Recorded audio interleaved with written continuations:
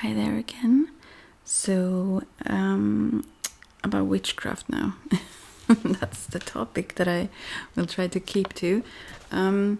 Basically, there are three parts, maybe you could say. I come from the tradition of Wicca, so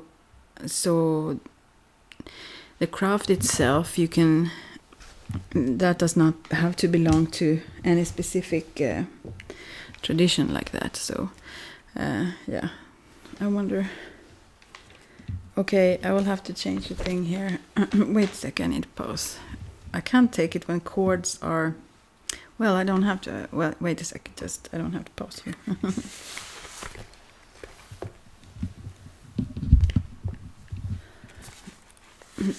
So, hi again. When chords are like, what did it say? I need to unknot them. Okay, so here I am. Well, yeah. Trying to focus on everything else but love, but love in the greatest sense. Yes. Today I met one of my previous one psychologist that I've had, and she was like super amazed and said, "How do you do it? You don't even know how accurate you are." Yeah. And I don't even know how I do it, or I can't explain easily how I do it though. So, yeah. Anyways, it's fun to, and she said, well, I can't tell you everything, but many times I don't get to know the wholeness of, but many times that happens too, luckily, so that I had the confirmation that it, that it works well and that I'm accurate, so I'm correct, so yeah, that's good.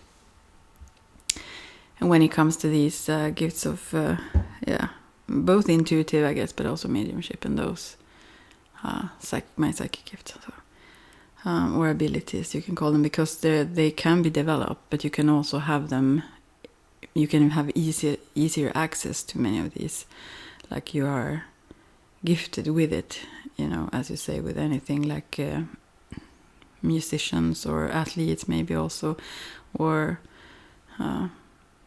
artists, I don't know, so, and I had it very natural, so to me that this have not been difficult or hard in any way. So yeah, anyways, when it comes to, I will try to in this video to kind of embrace a lot of things, not to talk about them, but to mention a few things that I hope to talk about to come.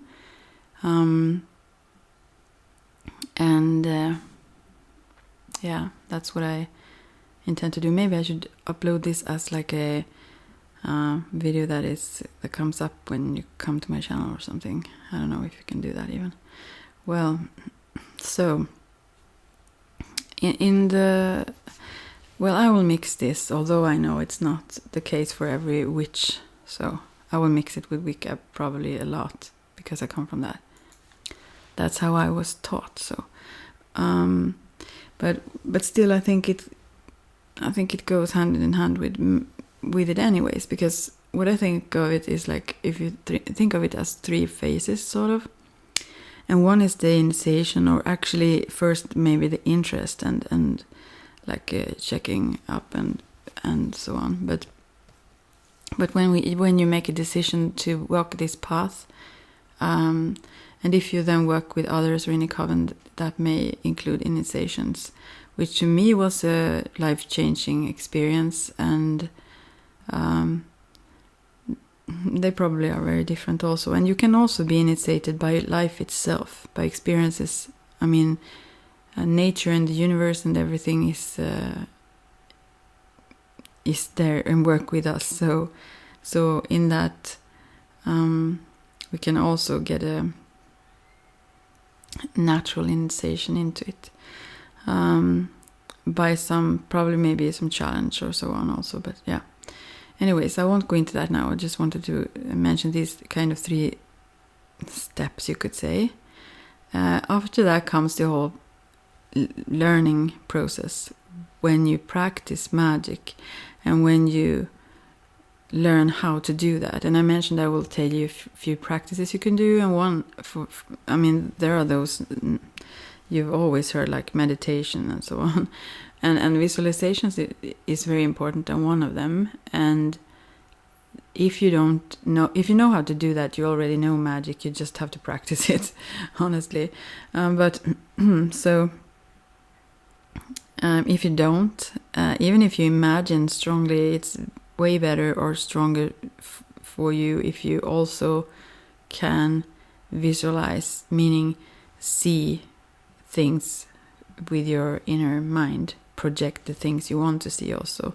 So you can start with, for example, colors is easiest, and also to do the complementary colors. I mean, those who aren't close together, if you start with red, then maybe blue or whatever, you can choose whatever you want. But so that they are not like first red and then orange and so on. Try to make contrast in between the colors when you start to practice with closed eyes, preferably at the beginning. And then you can start to make shapes and have them in that contrast or other color, like a triangle or a circle or whatever, but the background is another color. And you can start to shape. This is how you like start to shape your reality. Yeah. Okay, so I forgot to close the windows now, so there was a car out making not lots of noise, so I paused for a second. Okay, so and that practice is the path, you can say, and and you can learn. There are so many. You can never be fully done with it. There is so much to learn. There is so much to discover and to like investigate, like, and you can do it on the surface level just because you want to know briefly what it is, or you can I mean, those various things you can do. I mean, I need to take some water here just. So, I'm sorry. The ASMR, I just forget about that whole thing. Yeah, so that, I mean, you probably get more interest into one way of working your magic or certain topics. Some get herbalists, some get, you become more many-faceted the more you work, because everything will be interlinked. You will start to, even if your main interest would be a certain thing, like in my case, working as a medium and so on, still all these other things will, when it comes to the magical workings, also I work with spirits obviously, but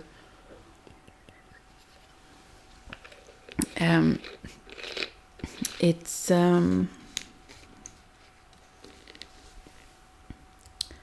what was I going to say even? Yeah, the focus. Yeah, that's what I was talking about. The importance of focus. Well, so yeah, so during this path of learning a lot of things and become also very familiar with lots of things that you may not use a lot, but you I mean, this path, I think everyone who is interested in this walk this path in one way or another, whether you do it solitary or with a group or with a teacher or so on. So you will stumble upon certain subjects that at the time intrigues you more and so on, and all of us who do this, I guess, are very curious in our personality, because we want to go a little bit outside the borders and check what's there. So yeah, that's that part which goes on and never ends. Also the initiation comes back, both natural and probably when you go through certain phases and have learned certain things if you work in a group. But then there is the third step, that would be teaching. Then that would be the high priest or high priestess,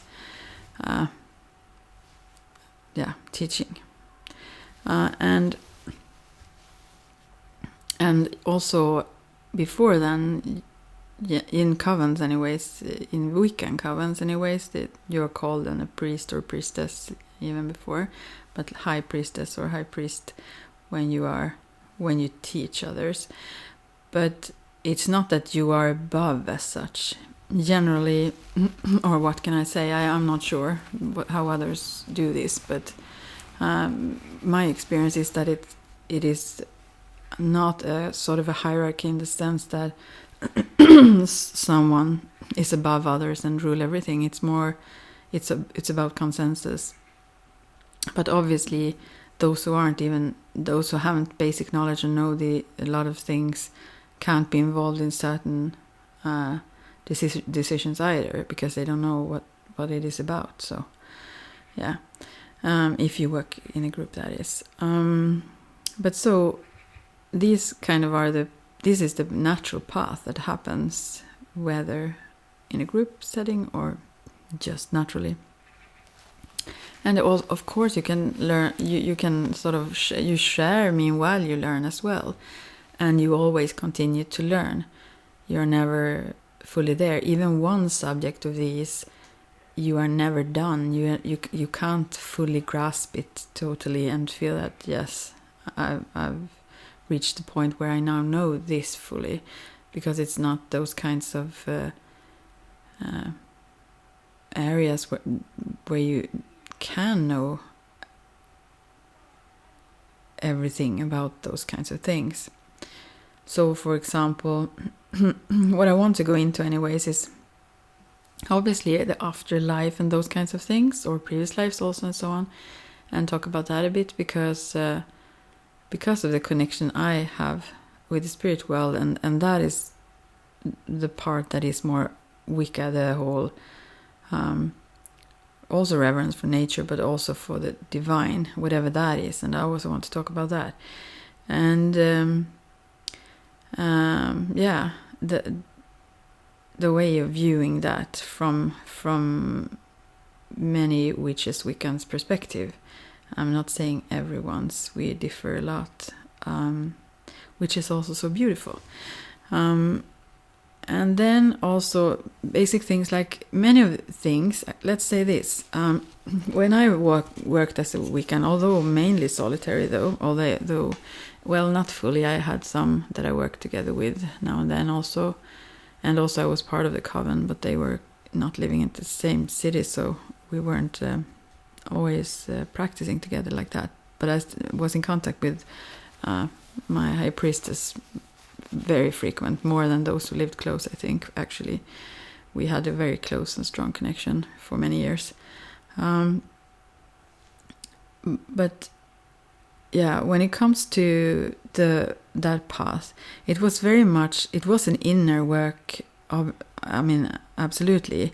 I practiced and I learned, and then many things happened within, and I also realized the amazing gifts we actually all have and can tap into. But when I started with Moonlight Key later on, then I realized I do similar things. For example, the Sacred Circle. I work with various guardians, you can say, at the cardinal points of the circle, or cardinal directions. So it's very much the same thing that I do, although that's how I mainly work now. But there is a difference that this is not so much an outward working.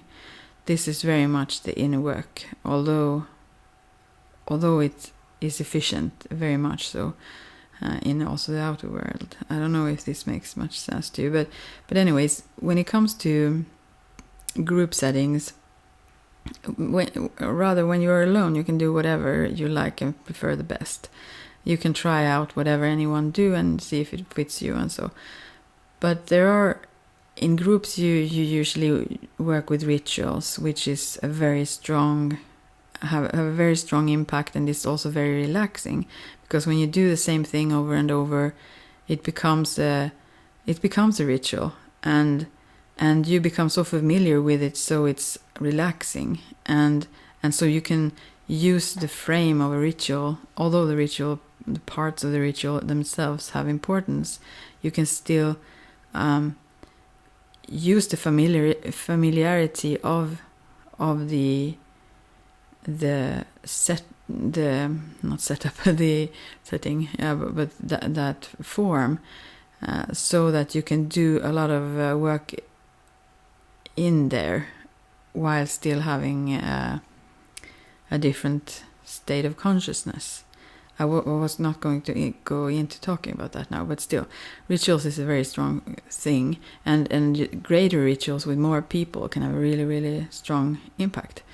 And obviously also you do your own smaller rituals, but it depends on how structured you want them to be and how grand, let's say. So, but usually also there is those tools, those related to the elements and the altar, and also related to alchemy, those 7 hermetic principles and all that. And a lot of things in alchemy I would like to talk about, because it's and all of this also. If you are interested in tarot, even, it will benefit you to at least briefly learn about certain things, because you will understand the cards or the meaning of the cards way better, the depth of them and what they can point at. And also divination, as I mentioned before, in many various ways: I Ching, runes, scrying, palmistry, and also remote viewing. There are so many abilities we have that we can work with in so many creative ways. So even if you get examples or propositions how you can do something, you can try exactly that, and still it becomes yours and is unique for you anyways. But also don't feel that have to be a static form. This is alive, and the best thing is to the more present you can be in your work with energy, the more efficient it will be for you as well. So it doesn't have to be complicated, it doesn't have to be in any kind of way as others do it, but there are certain like with life, with physical life, there are certain like gravity, there are certain principles that exist, and that is the same with energy. So you can do anything you like, and that may work as well, because the mind is a really strong force. But there are certain ways to work energy that you would benefit a whole lot from knowing, and that you probably wouldn't have to stumble and try everything to figure it out, but can learn from those who have worked with magic and with energy for a long time, and so and therefore you don't have to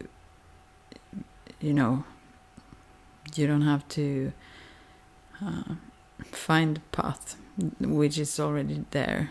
It's easier if you just try what already works. So there are some, and also all kinds of things that you use, like herbs, oils, incense, crystals, I don't know, all kinds of things, making elixirs or potions, and there are many things you can use, and also there is another thing, and the connection with nature as well. Meanwhile, whether you are indoors or outdoors, you can still connect energetically. But when it comes to these, also you go deeper into the connection to these things. So you start to communicate with those crystals or stones or this sounds like you are going mad, but that's not the case. It's just that you start to communicate with energy, so you start to know the vibrations of things, and also then you don't have to, because that was one thing that bugged me very much from have done for many years, not only the beginning, but all those correlations to everything. I thought, what is this? And now I realize more of the reason for that, but I wasn't so into the practicing in an outward sense, so it didn't make much sense to me why if I came across a book about which Wiccan things, there were always those correlations with everything, many pages, and I was like, what's the point? Like, I mean, yeah, I understand the point, and I understood it then. Also, it was just very boring. I thought, couldn't you like bring information in a more, I don't know, in a different way? I don't know, or just call a book correlations and nothing else, you know. I don't know, because then you knew what you. I don't know. No, but anyways, so connecting to nature, that also becomes stronger if you work with the forces of nature, the elements and all, like trees, forests, mountains, waterfalls, everything. You know, yeah, there is so much, and the more you work with it, the more fascinating it is, and the more you connect, and so. So when you can tap into these energies and work with them, it gives you such a boost. It gives you so much more energy and so much more impact. And when you then also add the communication with spirits and spirit world, it's not only that you can ask for anyone for help and you can do this or that, but it becomes a stronger, closer relationship with those you work more frequently with. And the more you are in tune and understand the energy you work with, and can like start to use the language also of energy, so to speak. Yeah. And as I also mentioned before, I want to go into that. I wonder how to do this. Maybe, I thought also maybe I should go into like Wikipedia again. And just read things, because I will comment. I would protest, I guess. I would probably not agree with everything that is said. And maybe then that will still give something. Aside from me, probably I'm too lazy to write down things to talk about, to be very structured like that, although I want to kind of. Maybe I will, we will see. But anyhow, there are information out there, although I may not agree with what is said, then I will still ramble around it related to my experience, so you will get that anyhow then. So, and then I will learn also a little bit of how others perceive things. I like that too. So yeah, but like the god and the goddess, whatever you mean with that, or the divine, of course, and myths and so on that's so important to understand symbols and to understand that way of revealing things, and that way of it's like poetry, it's like poetic, and that's doesn't have to be, but that's very often the language of magic, because that goes through all the logical filters, and the subconscious pick it up, and also images and so on. Well, I mentioned also this Book of Shadows, which is a tool that many use, and also there is this saying when it comes to covens and such, Wiccan now, about perfect love and perfect trust, and that was one thing that I had troubles with when I got in contact with this, because I couldn't perfectly trust. Love, yes, I felt that was they didn't ask me these things, but I mean that's a common expression with perfect love and perfect trust, I realized my trust was hesitant. And it was not specifically towards them, not at all. I really appreciated and still do so much the things that I got from them, but I just don't easily trust, and that was very clear when working with a group like that, how I constantly saw to it so that I was free, let's say. And as I said also about visualizations and so on, I very seldom follow instructions. All the things that I don't want to be brainwashed, I don't want to be, governed by anyone, this spiritual anarchist that I am, and didn't know I was. But when I look back at those kinds of things also, even when you got this kind of a band around your wrist, I could have it for a little while, and then I had to take it away. They didn't know about that though, but I just although it was positive, I'm sure, I just didn't want that. I mean, it was magically, it was a token of a decision. I guess that was the ordination, probably not the initiation, but still, yeah, that was, it was there. But how I just I didn't like the feeling of being, what can I say, trapped, kind of. Yeah. Anyways, and that's very beautiful though. Perfect love and perfect trust, to reach that point. Not very easy always, but I think it's if you can find that and work together in magic, that's extremely strong and awesome. So, and love is like the basic of it, although to some it seemed like the opposite. Some that are very afraid of this and are afraid of themselves. Because why does people not like this? It's because you have so much power. And those who want to control themselves sometimes, because they projected their own fear of their own power.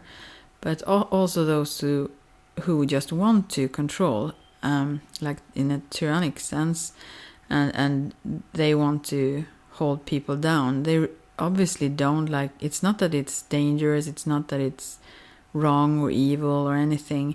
It's just that it challenges those in power. It challenges those who want to control you. That's why it have all these all the bad names and all the stories and everything around it, because of the fact, because of fear. Yeah, and mainly also it's a woman, obviously. So that is depicted as the evil witch there. So yeah, but that's not the basic of it. But obviously there are those who are drawn to it because of the dark, and also this whole. I think some people also are drawn to it because of the realness. I mean, okay, there are fantasy, let's say,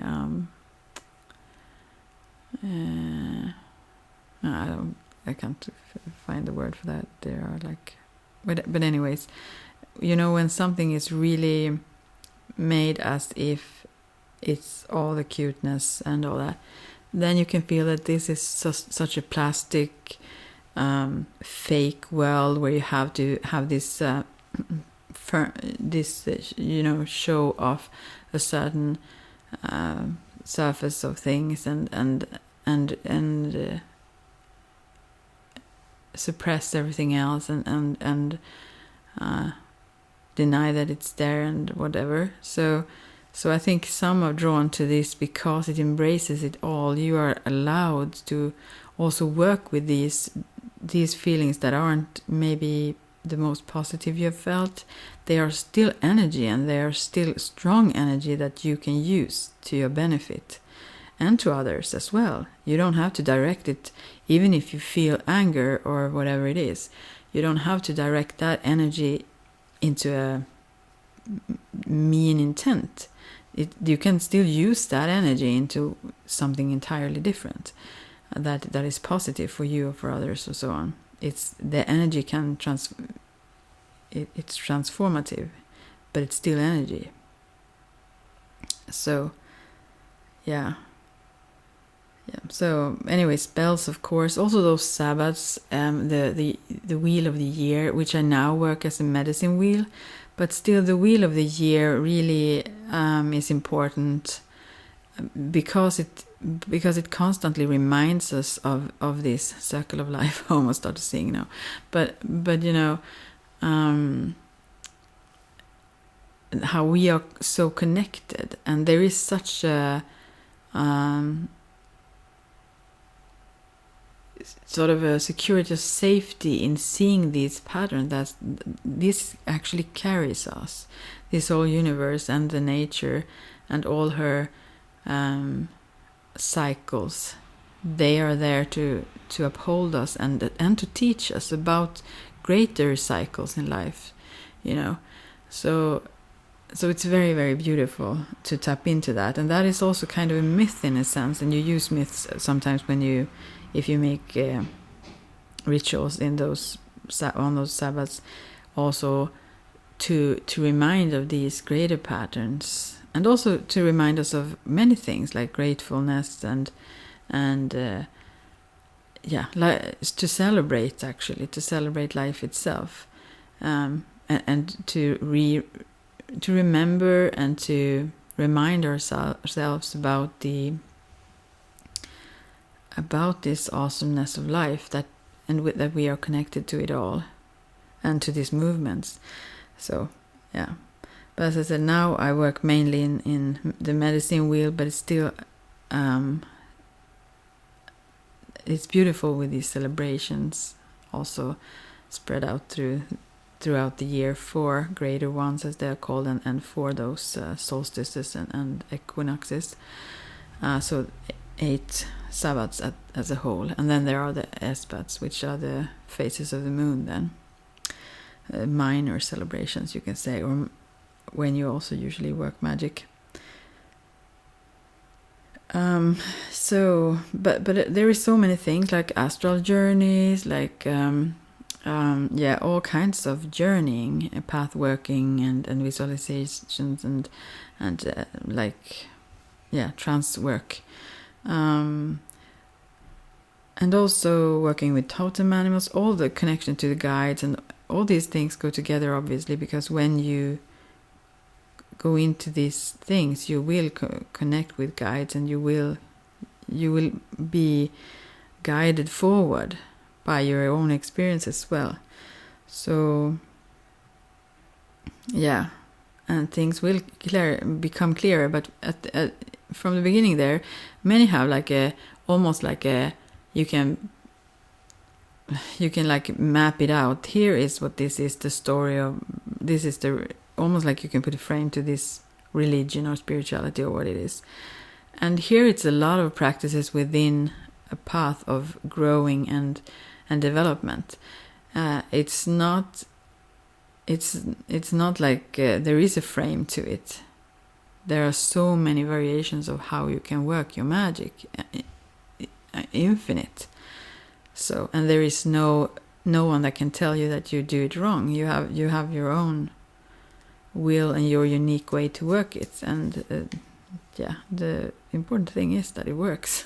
So and that now I have candles lit here. You can always use white if you don't like it all. With candle magic, many work also with various colors of the candles and so on, but white, as it's considered also to have all colors, you can work with that always. But I would want to go into each of those Sabbats deeper, and maybe like celebrate with you, maybe like we will see how it goes. I just drift.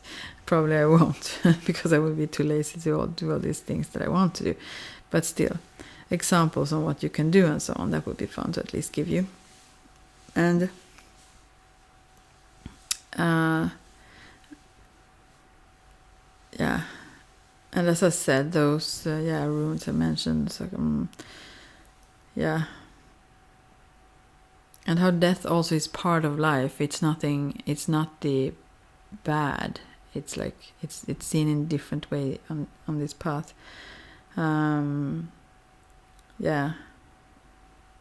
Soul retrievals, or whatever you would call them, healing work of different kinds of such work, and also some work with chakras and those kinds of things as well. And the energy work, obviously, from the beginning, many start with those shielding and those kinds of things. but yeah, I come back to that all the time. But many things is like you start at the basic level, and then you see certain things, and then when you work with that, it opens up a whole world of new things that you see, but you can't really show them to someone who have not opened that kind of first door, who haven't. You can talk about it, and it becomes like, that becomes like fantasy. It becomes pretty unimportant, and also it's experimental, and you can experience so much, and you can do so much, and I can go into examples of what that would be.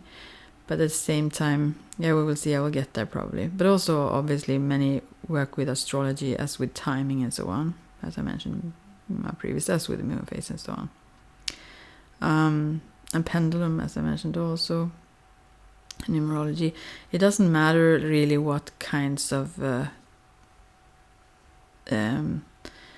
means or tools you use for whatever purpose you have. And many do this. This is a creative path, but it is also a very fun path. So I think this is not only because, I have this intent and then I want to use the whatever tool for that. But it's a discovering process to work with these things and to realize that, the whole universe communicates, and I'm part of all this, and I can tap into this, I can communicate with this, all that's like a undescribable experience to start to realize that and start to loosen your boundaries, the boundaries of your fearful ego. It will come back probably and so on. And if you do it too quickly, that will strengthen your boundaries. You will get really, really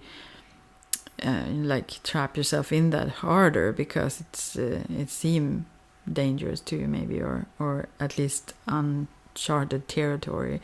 So, but yeah, so yeah. Also the drawing down the moon, the getting possessed, so to speak, depends. And some people don't use it in that term or don't talk about it that way. That sound, I remember far back how it sounded. Not that I do that, not fully. But how it sounded something far in the, very unattainable. It sounded like, wow. I thought of, I absolutely believed it, but I saw it in the coven as well. Although I myself was not at the beginning there as trained as the others, so I could. Never mind. Anyway, but still, it felt like many of these things felt very far away and almost not impossible, obviously, since I believe them, but they felt like as if they would be not unnatural, but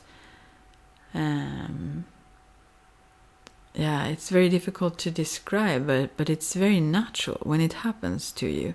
These things, some things you can do and focus on, but some things also just happens in the communication with the spirit world, and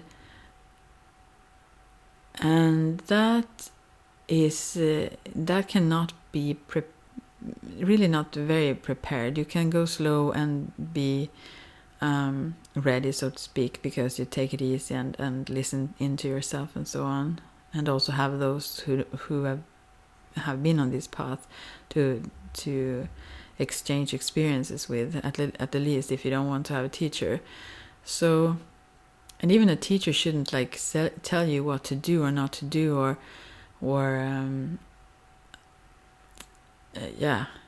it's someone who can show you more than you know at the moment, and then it's up to you what you do with that. Obviously, it's always that, whatever someone say. So, but how different it is now when I practice all these things, and they are so natural, and from when I saw them at a distance and I didn't really understand how, and even more things than I ever thought would be possible. I've done so much more things than I could have, even in my wildest dreams, imagine at that time. So, and as I said, since this is immensely creative, there is no end to all the things you can do, but there are certain principles and there are certain paths to go, or practices to do to gradually learn certain things. And there, that in all like mystery traditions or magical traditions, so that similar things are taught, but maybe in different ways, but still similarly, because that's how we work, humans, and how we can learn to open up gradually to these other dimensions and realms, and how to use them, you can say, and to enrich our lives even more. And also with that comes a lot of other things: wisdom, compassion. It's not just a practice as such, as I see it, because the more you get aware, the more you also, your understanding deepens about things, and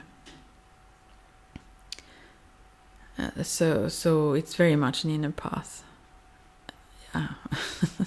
But these are some of the things, and I think that and tarot, not the least, many work with that, which also in itself enhances this, because it works very much with symbols that kind of get integrated in you in a way that make you understand them. You kind of process them when you work with. You start to unlock or decode them without even realizing you do it. So you start to speak the language of symbols, and you start to understand energy, and so on. So it comes naturally with practice. But many of these things are, there is just not, witchcraft is not one path. There are many techniques, extremely many, and at a certain time some of them will fit you better, or you will feel ready for a certain way of practicing, and that's awesome. That's all you need to do: be where you are and take the next step forward. You will always discover more. There will always be things that pops up to you that leads you further, and when you start to communicate, if you haven't already, then to really get in touch with your guides and so on, they will constantly be there and further show you the way, which they always do, but you never before maybe saw the signs of that. So now you will be aware of what is happening, and also the clearer that communication is, you will just they will show this path in front of you where you need to go. You don't have to, though. It's like, it's not a, you are not you don't have to be like obedient to something. It's your free choices, but they can guide you and show you a good path forward. And whether or not you choose a different path, and they maybe be there and give you suggestions. So I mean, we have some guides that follow us all the time. Some we work with for some time and then maybe not, or maybe they come back now and then, or so on. It differs. And I think I will stop there. These are at least I just kind of wanted to embrace some of this and to talk about these things, because it is a practice. It's a little bit weird, because that's not what it is, Yeah, there are so many things, and it's to me, I was close to it before. I'm very curious and have had experiences even as younger. So to me, it wasn't all that strange. But to someone who are curious on this and starts doing it and then actually question that it's real or wonder whether or not it actually could be, they will become a little bit shocked. Yeah. Because then you have to question your view on reality itself, which is a good and awesome thing. Yeah. So, yeah, but so there are a bunch of things there in this learning process of magic that is never ending. There is so much to discover without losing touch with the physical, mundane, everyday life as well, which can have also touches of magic in it, and it usually have, but still it differs from the whole when you go all in doing magical workings. But it's very rewarding, and I can't even imagine my life without it. How would that be? I can't. No, I'm so happy. It's like it would be. I can't imagine that. It would be like cutting off half of yourself or something. I don't even know how people do that. There is so much about themselves they have not discovered. But there needs to be a balance also. It's easy to that you fall over in the ditch where you don't care much at all about this mundane life and those kind of things you do, and that become chaotic in itself, and that will influence and weaken your magic as well. So you need to find a flow like this infinity sign kind of in between those realms, but you don't have to let go of any of them. You can just flow. So that's a really good word for it. It's rather that than a set structure of things, how to do and how to go about things, or in even what order. Although in some practices you need to learn basics before you can learn the more advanced things, obviously. Otherwise you can't do it. That's just it. But it's not a set ways of doing things, and your inspiration should guide you. So we will see if I do this since I don't show things aside from pulling cards or something for you now and then, maybe or runes or something. Maybe I will even do Ishing here, I don't know. So maybe I will just actually also read about these different things on, let's say, Wikipedia. I'm not like promoting Wikipedia, but I figure I will,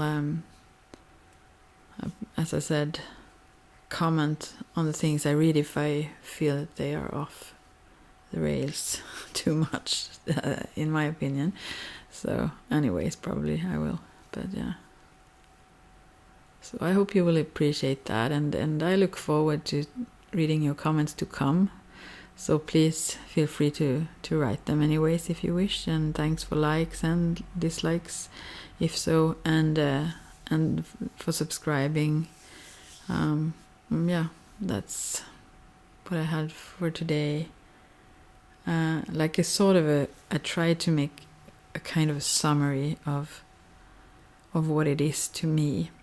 And this also, those threads of things go into all of life, like energy. I mean, I can't even divide what is what. It's part of everything, but you can get so drawn into these things, so that is all you do, and you kind of detach from the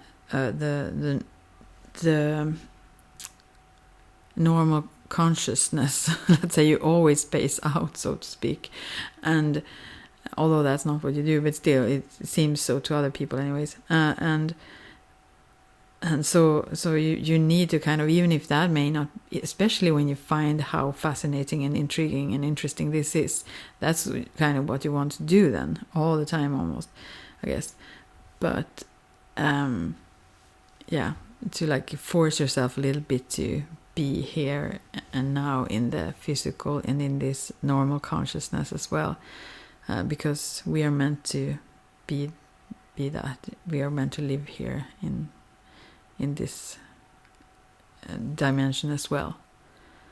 Yeah, so yeah, I hope you got something out of this. And yeah, as I work now with Munaki, there's a lot of things in Munaki I can't not come into that, because that is such an active practice that I work every day, and very, very deep practices. I've never worked so deeply with myself as I do now, and I needed to get there because that's the only way to release certain things that I have in my rucksack. I couldn't do it anyway otherwise. So I feel this works very well. But there I do certain other things that still could be and is included, I'm sure, in some witchy practices. So to me it's all the same path, but now I'm mainly still focusing on the what I call Munaki then, and those practices I learned in that tradition. And there I use certain other tools, sometimes raddles and other things. Not needed. I don't need any tools, and no one really need any tools, but they can be helpful and fun, not the least, and beautiful also, and all kinds of things.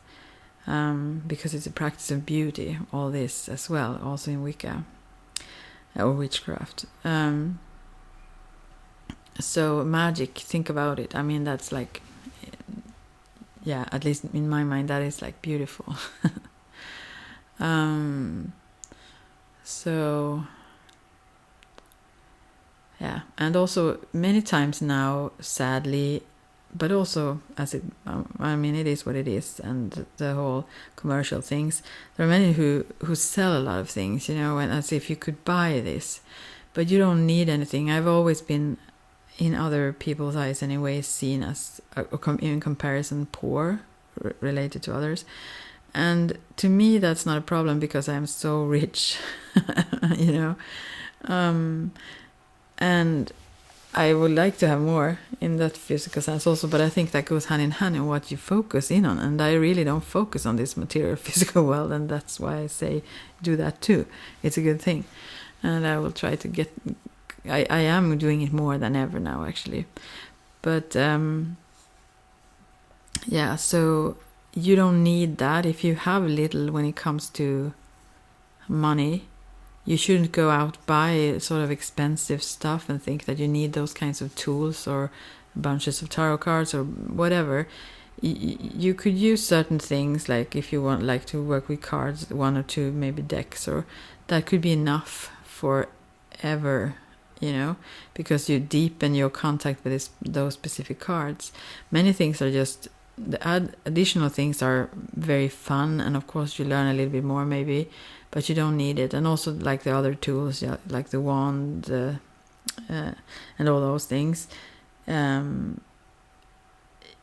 Yeah, there are beautiful, expensive variations, but you could go for the most inexpensive, and especially the ones that you are most emotionally drawn to.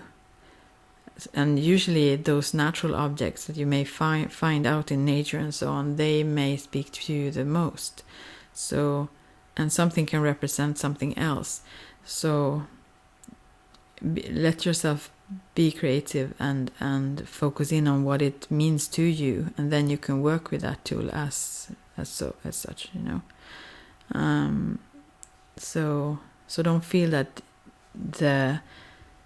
your financial situation could stand in your way of working this magic or learning witchcraft or the craft, if you wish to. And that's also a beautiful thing, that they taught it for free. They don't they don't try to make others do or practice this, and I don't either.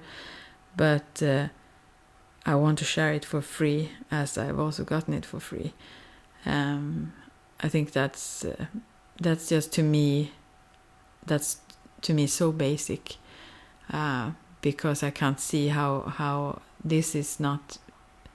I can charge for certain services I do, or actually not for them specifically, but for the time that I used to do them. And if I would include like oils, herbs, and so on, I can charge for this certain, or candles, whatever. I could charge for those things, but the practice itself, I couldn't, or the teaching of it. That's just, it's everyone's. And I do think that if we raise our awareness, if we get more and more aware, and also more and more in our own power, and connected to the wholeness of nature and the universe, things will be better. Don't you think? Okay, I'll just stand there now then, and let's see if however I do it. I hope you don't think I'm boring if I go into the Wikipedia, but I try to make myself keep the structure, and since I suck at that, I think that may help me to like keep some sort of focus, although I will digress a lot and talk about other things meanwhile, I'm quite sure. So yeah, but I hope you got something out of this. This is just my experience, so if someone else says something else, please feel free to listen to them if you wish, of course, or check it up with several. I learned this long ago. I don't even know who said it, if I heard it or if I read it from some very wise philosopher maybe, but someone said, also maybe because of my curiosity, that you should always ask like 3 other people who disagree with you and with each other. And I think that's a good thing. It's not to